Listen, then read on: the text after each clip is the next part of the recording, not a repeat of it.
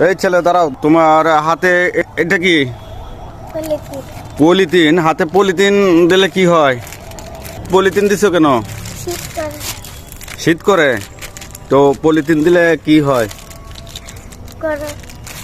Polythene দিলে গরম লাগে। তোমার কি ফুল হাতা শার্ট নাই? নাই। তুমি কোন স্কুলে পড়ো? কলকাতা সরকারি প্রাথমিক। কোন ক্লাসে পড়ো? দিয়ে ক্লাস 3 এ। তোমার নাম কি? মুস্তাকিম। মুস্তাকিম। এই বুদ্ধি কে দিছে তোমার, এই যে পলিথিন বানছো হাতে? কে দিছে? এখন প্রাইভেট থেকে তোমার একটা বই দেখা হচ্ছে রে, তুই কোন ক্লাসে পড়ো? তো দর্শক, এটা শুধু এখানকার ঘটনা নয়, এটা গোটা বাংলাদেশের চিত্র। বিশেষ করে সরকারি প্রাথমিক বিদ্যালয়গুলোতে যে সকল শিক্ষার্থী লেখাপড়া করে তাদের ম্যাক্সিমামই দরিদ্র হয়। তো সরকারের এই বিষয়ে সুদৃষ্টি কামনা করছি।